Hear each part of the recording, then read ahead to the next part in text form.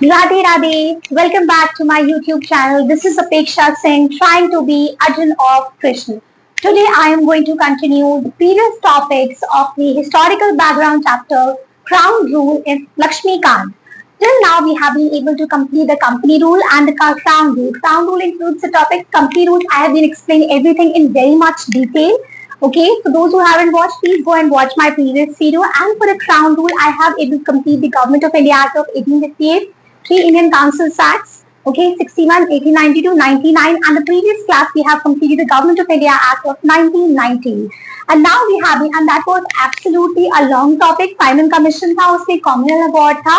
Please go and watch my previous video, क्योंकि उसके अभी जो मैं पढ़ाने वाली हूँ government of India act of 1935, उसके जो मेजर प्रोविजंस हैं, मेजर प्रोविजंस जो हैं वो सारे उसके जो मेजर प्रोविजंस है सारे के सारे कुछ जितने भी प्रोविजंस हैं वो इस एक्ट में कंटिन्यू हुए हैं.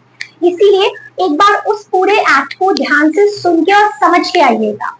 ठीक है, please go and watch that things in detail. उसके बाद आपको समझ आएगा. एंड अभी मैं ये शुरू करने वाली हूँ.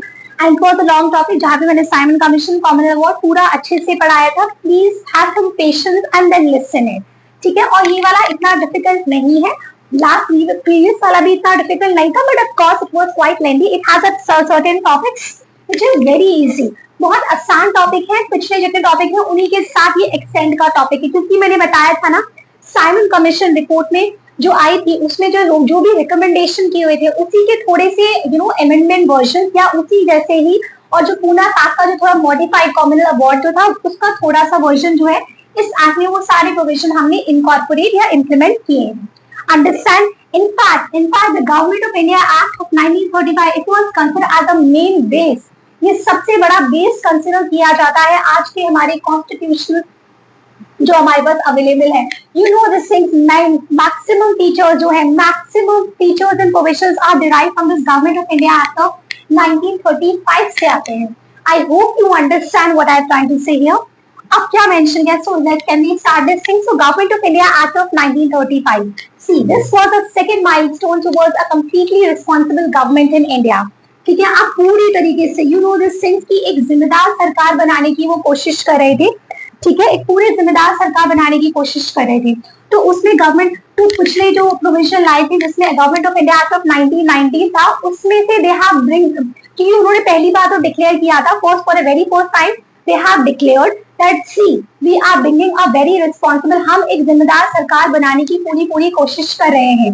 ठीक है, और इस एक्ट के लाते ही पूरी तरीके से अब उन्होंने एक जिम्मेदार सरकार स्टैब्लिश कर दी थी, या जो कुछ भी बची कुछ चीजें रह गई थी वो सब इस एक्ट में उन्होंने कंप्लीट कर दी थी. So this was the second milestone की पूरी तरीके से कंप्लीटली रिस्पांसिबल गवर्नमेंट इंडिया में स्टैब्लिश हो गई थी.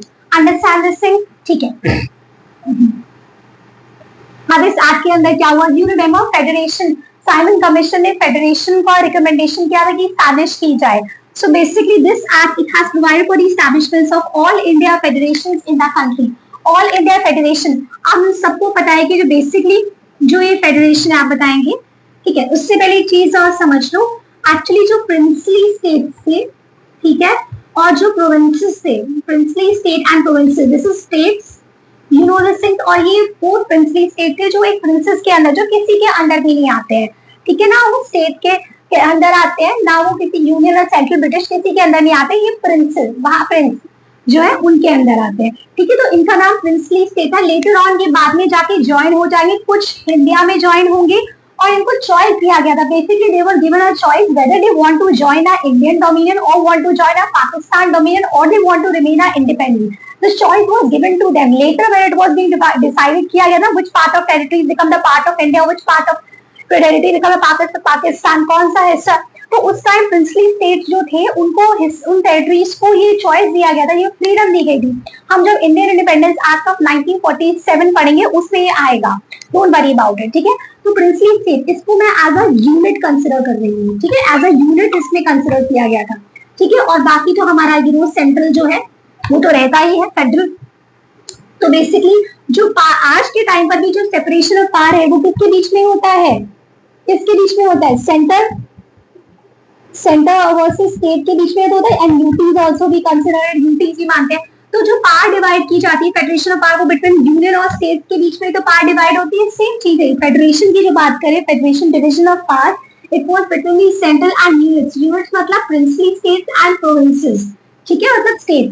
प्लीज कंफ्यूज मत होइएगा क्योंकि एक्चुअली उसमें मेंशन भी है, डू नॉट गेट कंफ्यूज, मैं इसको इसके पहले से बता रही हूँ, ठीक है। फेडरेशन यहाँ पे हुआ, अच्छा तो बेसिकली मैं यूनिट्स लिख रही हूँ यहाँ पे, हाँ, do not get confuse here.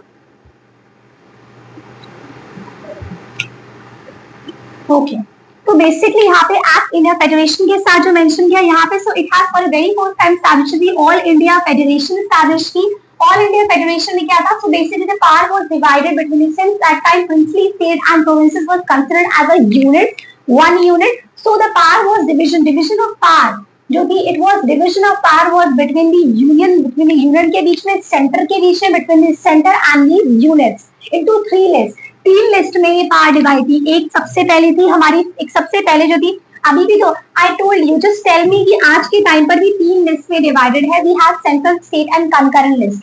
Just tell me, आप मुझे बताइए कि कौन सी लिस्ट में, आप मुझे बताइए कौन से शेड्यूल में मेंशन है और क्या कहता है वो शेड्यूल, आप मुझे बताइएगा। और ये भी बताइएगा, जैसे ठीक है, I tell you this thing, this is your homework. आप मुझे कमेंट सेक्शन में ये सब मेंशन करें क्योंकि अब मैं क्वेश्चन आपसे पूछती रहूंगी, ठीक है। सिलेबस अब बहुत आगे बढ़ रहा है, ये चैप्टर आज फिनिश हो जाएगा, फिर मैं सेवन टीचर्स पढ़ाऊंगी, ठीक है। कॉन्स्टिट्यूशनलिज्म, वो बहुत छोटे छोटे टॉपिक है। फिर हमारा प्रियम्बल है, ठीक है, फंडामेंटल राइट, प्रियम्बल हमारे पास एक यूनियन एंड टेरिटरीज है। So I do this thing, fundamental right, बहुत तेजी से मैं इसी हफ्ते में पूरा फंडामेंटल राइट पूरा मैं फिनिश करवा दूंगी। कोशिश तो यही, डीपीएसपी तक मैं पूरी कोशिश करूंगी खत्म कराने की, ठीक है। फिर मैं नेक्स्ट पार्लियामेंट उठाऊंगी, तो वील ट्राई, हम हफ्ते के हफ्ते इसका टारगेट लेके चलेंगे and we going to finish this thing. और इस वीक हमारा टारगेट है कि मैं टिल फंडामेंटल राइट तक पूरा फिनिश पॉलिटी करवा दूं। अंडरस्टैंड दिस थिंग, ठीक है। तो क्या है federal, so now the all India federation. आप प्लीज मुझसे जुड़े रहिए, प्लीज आप आप जब तक मुझे मोटिवेट नहीं करेंगे, सी आप देखो रिव्यू तो आप कर रहे हैं लेकिन आप सब्सक्राइब नहीं कर रहे हैं, आप कमेंट सेक्शन में मेंशन नहीं कर रहे हैं कैसा चाहिए, तो मैं कैसे आगे videos, I also need certain motivation to work hard and obviously I have to consistently work hard even if I don't get the result, but I have to do this thing, like you have to do your कर्म, आपको अपनी duty कर्म तो आपको करना पड़ेगा ना अपना, but this will be better if you will also help me to motivate this thing। मुझे आप कुछ फीडबैक, कुछ इंप्रूवमेंट कुछ देंगे तो मुझे भी थोड़ा बेटर महसूस होगा, है ना, ठीक है। तो बेसिकली तो यहाँ पे क्या हुआ, all India federation, C Stop laughing, students. It happens. It happens. It can happen with everyone. So all India Federation, the power was divided between these three parts में, फेडरल लिस्ट में divided है, provincial list होती है and concurrent list में divided थी। तो ठीक है, पावर डिवाइड की गई, इसके बीच में फेडरल लिस्ट में 59 यूनिट्स, प्रोविंशियल में 54 यूनिट्स थी, कंकरेंट में 36 सब्जेक्ट्स थे। तो ये सब्जेक्ट्स हैं, ठीक है, सब्जेक्ट्स हैं, इसमें ये लिस्ट है, ठीक है। This is provincial list, concurrent list में डिवाइडेड है, ठीक है। यहाँ पे किया गया, तो इसमें फेडरल लिस्ट में 59 डाले सब्जेक्ट डाले गए, प्रोविंशियल में। तो अब आप मुझे बताइएगा कि आज के टाइम पर कितने सब्जेक्ट कितने हैं 12 में, टोटल लिस्ट कितनी है, आज यूनियन लिस्ट टोटल कितनी है, स्टेट लिस्ट कितनी है और कंकरेंट लिस्ट कितनी है, आज के टाइम पर कितनी है, प्लीज मुझे कमेंट सेक्शन में आप मेंशन करके बताइए, ठीक है। तो ये तीन पार्ट्स में लिस्ट में डाली गई, और जो बची हुई पार्ट थी रेजिडरी पार्ट्स, ठीक है, रेजिडरी पार्ट्स जो बची हुई पार है वो गवर्नर जनरल की गई। हमारे अभी भी तो होता है, प्रेसिडेंट डिसाइड करता है ना, कोई चीज से कुछ बच जाता है, something will have to take a decision, so president, so in the same way पहले क्या, गवर्नर जनरल। तो ये सारे फीचर्स कहां से आए हैं, understand this thing, and the residuary parts were given to the Governor General. However this federation it never came into being because princely state decided to stay away from such things।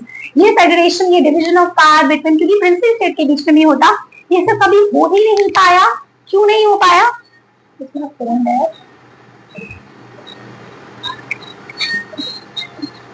just give me a second, okay, just give me a second। तो basically वो कभी इसके बीच में हो ही नहीं पाया, residuary part कभी divide हो ही नहीं पाया क्योंकि प्रिंसली स्टेट ने कभी ज्वाइन ही नहीं किया। So federation was never be able to establish, federation कभी एस्टैब्लिश ही नहीं हुआ। Understand this thing. अब क्या हुआ, दूसरी चीज जो इंपॉर्टेंट है साथ में आई वो हुआ कि बेसिकली अबॉल यहाँ पे this is yes not this thing, yes so it has abolish the directly in the provinces. दूसरी चीज क्या करी, I am writing second here, ठीक है, ये फर्स्ट पॉइंट है, do not get confuse in this case. दूसरा क्या किया, it has abolish the directly in the provinces. Directly मैंने बताया था, डायरेक्टली मतलब डुअल गवर्नमेंट, जिसमें क्या था, याद है सब्जेक्ट डिवाइड हुए थे दो पार्ट में, ट्रांसफर सब्जेक्ट्स में, रिजर्व सब्जेक्ट्स में डिवाइड हुए थे, याद है प्रोविंशियल सब्जेक्ट हुआ divide, you remember this things. Directly में क्या, आप मुझे प्लीज मेंशन कमेंट सेक्शन में मेंशन करके बताइए, देखो मैंने तो बताना ही है, I have to tell you this things. Directly में क्या था, those who haven't watched please go and watch my previous class, ठीक है। डायरेक्टली में क्या था, उसमें जो आपके प्रोविंशियल सब्जेक्ट से it was divided into transfer subjects में एंड रिजर्व सब्जेक्ट्स में डिवाइडेड थे, it was divided into transfer subjects and reserve subject, है ना, डिवाइडेड थे ना। तो बेसिकली तो वही है, तो क्या किया, तो दिस वाज, यू रिमेंबर बहुत कंफ्यूजन हो गया था, तो दिस टाइम इन्होंने क्या किया, they have decided to abolish the directly in the provinces. इन्होंने डिसाइड किया कि अब हम डायरेक्टली को प्रोविंसेस में नहीं रखेंगे, ठीक है, abolish directly in the provinces, क्या करेंगे, and they introduce the provincial autonomy in its place, और इसकी जगह इन्होंने provincial autonomy को introduce कर दिया। provincial autonomy का मतलब क्या हुआ, which means that every province will have their autonomous units of administration in their defined sphere, which means every provinces can act as per their autonomous unit of administration। मतलब इसका मतलब हुआ कि हर एक प्रोविंसेस, हर एक राज्य अपने हिसाब से अब एडमिनिस्ट्रेशन ऑटोनॉमस पावर मिली ना, मतलब ऑटोनॉमी क्या होती है, अपनी पावर मिलना, एक डिसीजन मेकिंग की पावर, एक ताकत मिलना, ठीक है, पावर मिली जहां पे वो अपने हिसाब से एडमिनिस्ट्रेशन अपनी अपने डिफाइंड स्फेयर्स में, लिखा है ना डिफाइन। ये सब बोलने के बाद एक बार आप ट्रस्ट मी लक्ष्मीकांत जाके पढ़ेंगे ना, आप मुझे थैंक यू करेंगे कि इतना आसानी से आपको मैं एक एक टर्म बता रही हूँ, बिगिनिंग से मैं एक एक चीज बता रही हूँ। ये सिर्फ ट्रस्ट मी बिगिनर्स के लिए है और एडवांस वालों के लिए भी, कि अगर लक्ष्मीकांत समझनी है, क्योंकि अपने आप में एक लैंग्वेज है, ठीक, अब you have to understand it. तो बेसिकली ये किया, provincial autonomy, so that they can act as per the autonomous units of administration, अपने हिसाब से वो एडमिनिस्ट्रेशन वो कर सके, जो उनका डिफाइंड स्फेयर है, जो वो स्फेयर, वो जगह, एरियाज जहां पे वो काम करते हैं, सब स्टेट्स प्रोविंसेस करते हैं, ठीक है। तो प्रोविंशियल ऑटोनॉमी को इंट्रोड्यूस किया, जैसे वो चाहिए उनको ऑटोनॉमस पावर दी गई। दूसरी चीज, और दूसरा क्या किया, रिस्पॉन्सिबल गवर्नमेंट प्रोविंसेस में इंट्रोड्यूस की गई। रिस्पॉन्सिबल गवर्नमेंट का मतलब क्या है, प्रोविंशियल डायरेक्टली में क्या होता था, जहां पे एक गवर्नर करता था with the help of the council of minister being responsible to the legislative council करता था ना, और उसमें क्या था, और दूसरे में रिजर्व सब्जेक्ट्स में क्या करता था, गवर्नर करता था विद हिज एग्जीक्यूटिव काउंसिल के साथ, without being responsible to the legislative council, you remember. तो यहाँ पे जब ये responsible government in the provinces में इंट्रोड्यूस किया, तो क्या कहा, now the governor will have to act, provinces में गवर्नर होता है, governor will have to act with the act and advice of the council of ministers की मदद से करेगा, with the advice of council of minister, with being responsible to the provincial legislative council, और responsible होगा क्योंकि responsible government होगी, being responsible to the provincial legislative council. I hope you understand, ठीक है, समझ आया। तो दो पॉइंट्स, ये दोनों बहुत इंपॉर्टेंट है, क्योंकि इसके बाद इतना डिफिकल्ट है नहीं, डिफिकल्ट ये भी नहीं है, but just there are certain points जिसमें थोड़ा सा डिटेल आपको बतानी पड़ती है। I hope you understand. So basically, All India Federation क्या, in which the power was divided into three lists: federal, provincial, and concurrent lists में 59, 54 and 36 subjects थे। यहाँ residuary power was given to the governor general को दी गई। इसमें they have abolished और directly को खत्म किया गया, प्रोविंसेस में डाला गया, बची हुई residuary powers होती है, ये यहाँ पे आई नो डायरेक्टली प्रोविंसेस यहाँ पे मेंशन किया। So provincial and introduce the provincial autonomy को introduce किया, which means now the provinces they can act as per their autonomous unit of administrations in their defined spheres में, जैसे वो चाहते हैं वैसे वो एडमिनिस्ट्रेशन कर सकते हैं। And they also introduce the responsible government provinces में इंट्रोड्यूस किया। इसका मतलब है द गवर्नर जो है it will have to act with the advice of the council of ministers के साथ, responsible to the provincial legislative council के साथ। Understand this things. आप क्या मेंशन किया, उसके बाद ये जो डायरेक्टली थी, जब प्रोविंसेस में डायरेक्टली को अबॉलिश किया, लेकिन क्या किया, अडॉप्ट किया डायरेक्टली को at the centre. This one thing which you have to understand this things. ये वाली चीज इट वाज इंट्रोड्यूस्ड इन 1937 तक चली, but it was discontinued in 1939। ये चीज भी ज्यादा लंबे समय तक चल नहीं पाई, ठीक है, ज्यादा याद रखना कि चीजें करी थी बट वो ज्यादा लंबे समय तक कुछ चल नहीं पाया था। That is what you have to understand. So it has adopted the directly at the centre. फिर इस एक्ट में एक और प्रोविजन आएगा कि हम डायरेक्टली कोई काम करते हैं प्रोविंसेस में छोड़ के सेंटर में अडॉप्ट कर लेते हैं। That is what they said. Centre में अडॉप्ट करने का मतलब क्या है, अब जो सेंट्रल सब्जेक्ट्स है वो दो पार्ट में अपने ट्रांसफर सब्जेक्ट्स में डिवाइड किए जाएंगे और रिजर्व सब्जेक्ट्स में डिवाइड किए जाएंगे। डायरेक्टली अडॉप्ट करना है सेंटर में, इसका मतलब यही तो है, जो सेंट्रल सब्जेक्ट है वो ट्रांसफर और रिजर्व सब्जेक्ट्स में, जैसे यहाँ पर होता था ना प्रोविंशियल सब्जेक्ट डिवाइड होते थे, लेकिन डिवाइड किए जाएंगे। लेकिन however this provision it never came into operation, ये कभी आ ही नहीं पाया, ये वाला it never came into the operation, ठीक है। Adoption of directly at the centre ये कभी नहीं हो पाया फुलफिल, ठीक है। नेक्स्ट क्या करना शुरू किया, next we have bicameralism. You remember this thing, bicameralism picture में आया था, जिसमें हम क्या consist of the lower house and upper house होता है ना, तो यहाँ पे अब क्या किया, now they have introduced the bicameralism in the provinces, 6 out of 11 provinces, 11 में से 6 प्रोविंसेस में। अभी भी तो बाइकैमरलिज्म क्या सारे स्टेट्स में है, प्लीज मेंशन, ये तो अब आप, ये आपके लिए होमवर्क है। Now you will have to do certain things, आपके लिए कुछ चीजें मैं होमवर्क दे रही हूँ। कल मैंने आपको बताया था एम्बेसडर और हाई कमिश्नर के बीच में बताया था ना, आप प्लीज होमवर्क करें और मुझे जरा कमेंट सेक्शन में मेंशन करें, इसके लिए होमवर्क है। जरा मुझे बताइए बाइकैमरलिज्म अभी कौन कौन से स्टेट में है, इन विच स्टेट्स, ये आपके लिए होमवर्क है, ठीक है। आप मुझे जरा बताइए किसके स्टेट में है, प्लीज मुझे बताइए। बाइकैमरलिज्म 6 आउट ऑफ 11 प्रोविंसेस में है।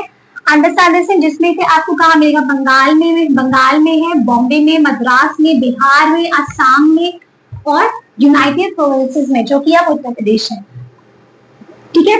बाइकैमरलिज्म है, हाँ, तो ये इंट्रोड्यूस किया बाइकैमरलिज्म, मतलब अब इन सारे के सारे स्टेट में, प्रोविंशियल में, सेंट्रल में तो थी ही लोग सब, lower house and upper house central में तो थी ही, लेकिन अब इन्होंने बाइकैमरलिज्म को प्रोविंसेस में भी इंट्रोड्यूस किया, मतलब अब इनका भी एक लोअर हाउस होगा एंड अपर हाउस होगा। सो डोंट यू थिंक ये सारे के सारे फीचर्स आज भी हमारे कॉन्स्टिट्यूशन में आते हैं। So basically you understand there is features of our Indian constitution, it has its very much base in this, या derive its base from this government of India act of 1935। एक concept अभी जब हम next जो मैं chapter पढ़ाऊंगी salient features, उसमें concept आता है सोर्सेज ऑफ आवर कॉन्स्टिट्यूशन, ठीक है। उसमें सोर्सेज में आप पढ़ोगे कौन से हमारे कॉन्स्टिट्यूशन के कौन से फीचर्स हमने कहां से लिए हैं, ठीक है। फ्रेंचाइज सिखाया, ठीक है, तो हाँ उसमें आएगा कौन हमारे कॉन्स्टिट्यूशन के कौन से फीचर्स हमने कहां से लिए हैं, तो उस समय ना ये इससे बड़ा हेल्प करेगा सारे फीचर्स, इसीलिए बहुत जरूरी है। अब क्या किया, इस इंट्रोड्यूस किया। Next what is mention is, हाँ यू रिमेम्बर दिस थिंग, वहां पे कॉमनल रिप्रेजेंटेशन के बारे में जो बात की थी, मुस्लिम्स को दे दिया, सिख को दे दिया, डिप्रेस्ड क्लासेस के बारे में बात करी, तो वही सेम चीज है। सो याद है कॉमनल अवार्ड की पिछले उसमें बात की गई थी, communal award when they said this thing, let me pick it up. सो कॉमनल अवार्ड के बारे में बोला गया था कि कॉमनल अवार्ड में क्या था, डिप्रेस्ड क्लासेस के लिए स्कीम ऑफ रिप्रेजेंटेशन था ना, तो यहाँ पे जो लाया गया था, आई told you this things, all those features which had been discussed or proposed in the Government of India Act of 1919, they were incorporated in the next Government of India Act of 1935 में उन्हें incorporate किया। तो यहाँ पे क्या किया, they have reserved seat for depressed classes के, and they had also been extended reserved seat for women और वर्कर के लिए, विमेन एंड वर्कर्स के लिए भी इंट्रोड्यूस किया रिजर्वेशन, डिप्रेस्ड क्लासेस को भी दिया, विमेन को भी दिया एंड वर्कर्स को भी दिया।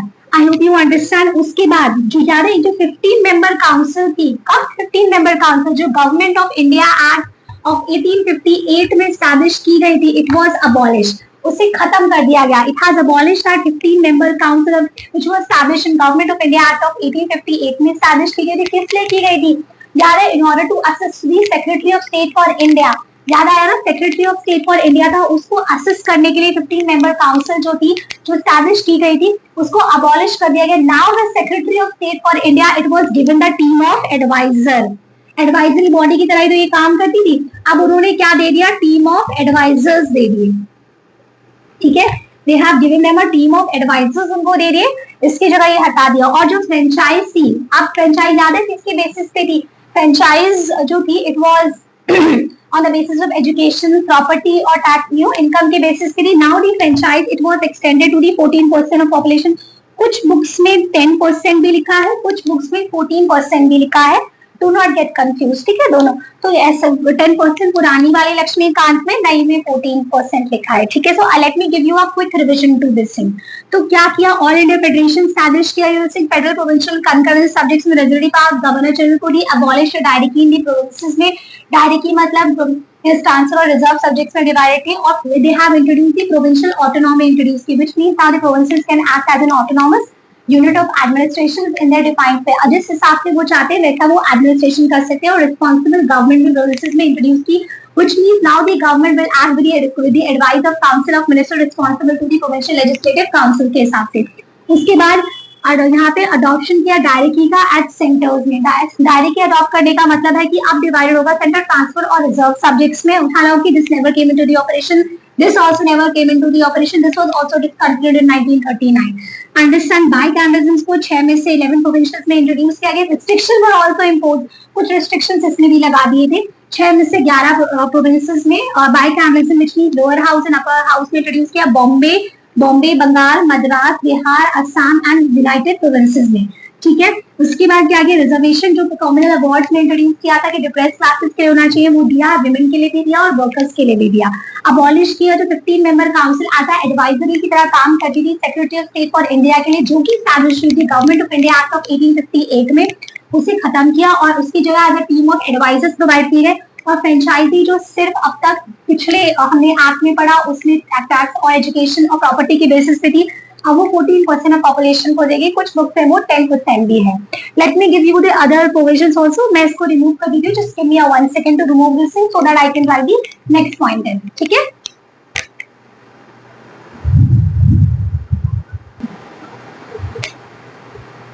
Okay, so now we have the next point which is given और इसके बाद we have done with the Government of India Act of 1935 हमारा complete हो जाएगा। Understand? So yes, it has a total 15 points. So इसीलिए मैं छोटे थोड़े से points में लिख रही थी। So क्या किया finally इस act में, basically Government of India Act for 1935 बहुत जरूरी है। ठीक है, so RBI Act जो है इसमें it has provided for the establishment of the RBI establish किया गया। रिजर्व बैंक ऑफ इंडिया किससे, to control the credit and currency of the country. क्या करता है, टू कंट्रोल, क्या करना, credit and currency, to control the credit and currency of the country, करता है ना कंट्रोल। इसके बारे में उसके बाद फेडरल पब्लिक सर्विस कमीशन इसमें एस्टैब्लिश हुआ। Provincial public service commission establish की गई, इसमें किस लिए, for recruiting the civil servant and joint public service commission for 2 और मोर स्टेट्स के लिए, 2 से ज्यादा स्टेट है उसके लिए joint public service commission establish की गई। फिर फेडरल कोर्ट एस्टैब्लिश किया 1937 में एस्टैब्लिश हुआ।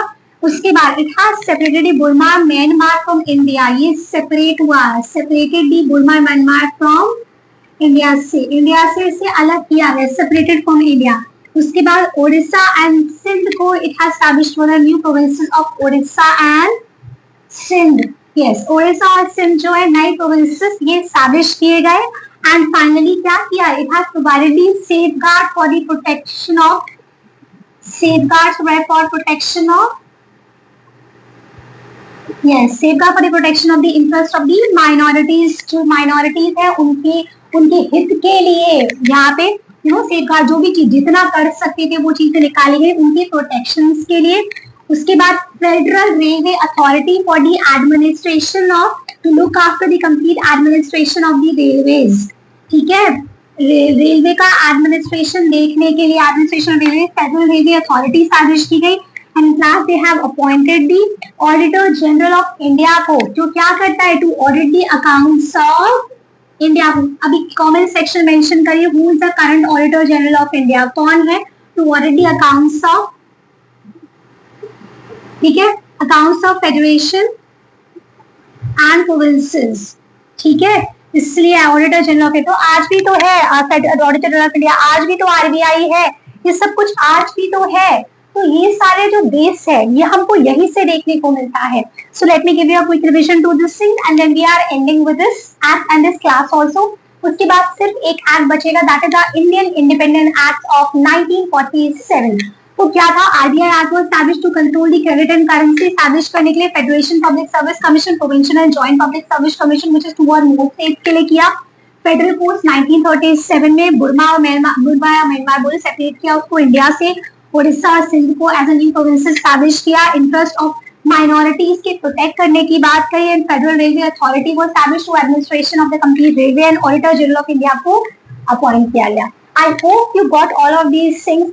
प्लीज लाइक करें, सब्सक्राइब करें, press the bell icon and please share as much as possible अपनी कमेंट्स सेक्शन में। आप चीजें अपना फीडबैक दें, मैं क्या इंप्रूव कर सकती हूँ, what topic that I can discuss and you want me to continue to discuss the things, please mention me in a comment section. आपको क्या लगता है मैं क्या बेटर कर सकती हूँ? जो कोई क्वेरी हो तो आप मुझे डीएम कर सकते हैं। Please keep sharing this thing. Thank you so much. Radhe Radhe.